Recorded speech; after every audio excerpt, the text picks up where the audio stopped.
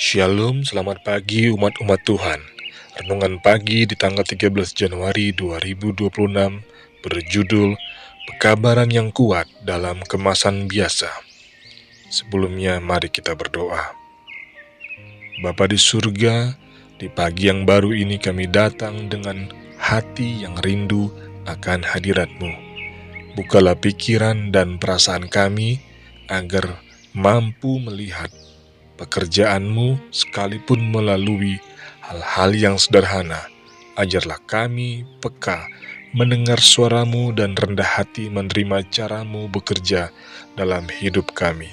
Dalam nama Yesus kami berdoa dan bersyukur. Amin. Ayat renungan terdapat dalam 1 Raja-Raja 19 ayat 11 dan 12. Lalu firman-Nya, keluarlah dan berdiri di atas gunung itu di hadapan Tuhan.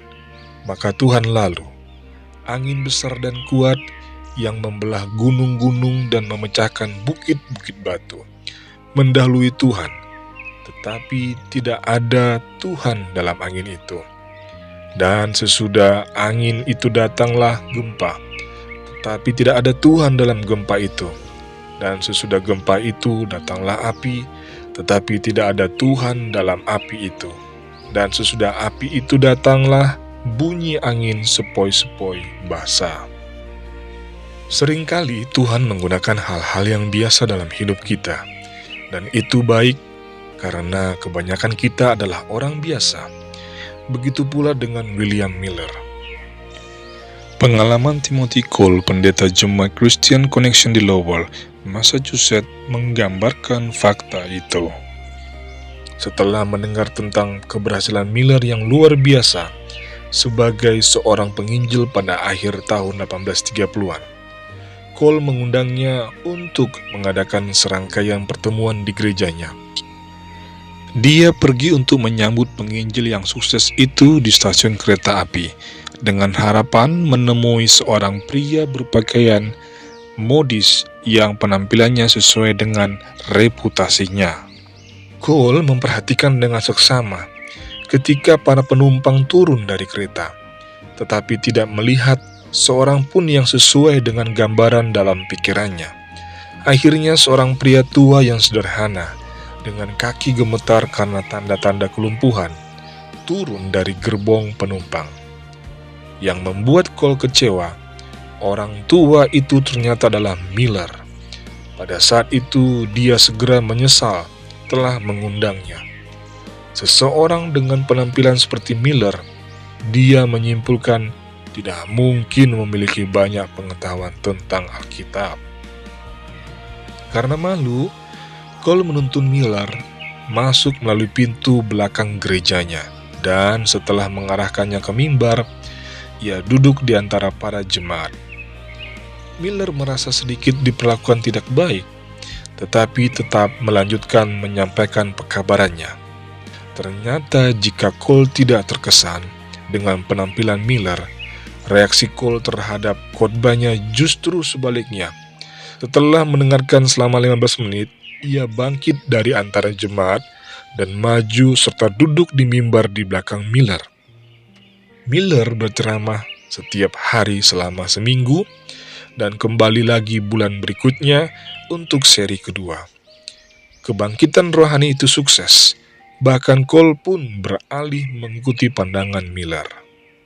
Kenyataannya adalah bahwa Tuhan dapat melakukan hal-hal yang luar biasa dengan orang-orang biasa.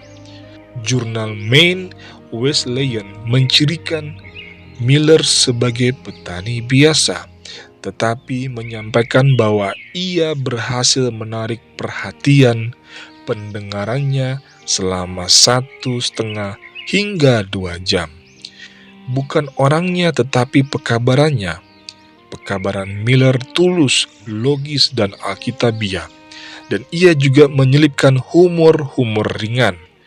Pada suatu kesempatan, ketika dikritik karena keyakinannya, ia mengatakan kepada para pendengarnya, "Mereka telah mengatakan bahwa saya gila dan telah berada di rumah sakit jiwa selama 7 tahun.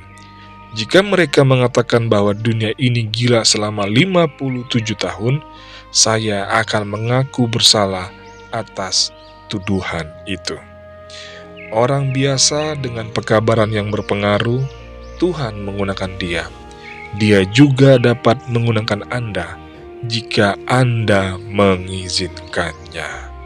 Mari kita berdoa. Bapa yang di surga, kami bersyukur karena Engkau tidak memandang kemegahan, tetapi hati yang bersedia dipakai. Ajarlah kami untuk tidak meremehkan diri kami sendiri dan berani menyerahkan hidup kami dalam tangan-Mu. Pakailah kami dengan segala keterbatasan kami untuk menyampaikan pekabaran-Mu yang membawa kehidupan. Dalam nama Yesus kami berdoa dan bersyukur. Amin. Demikianlah renungan pagi kita pagi hari ini.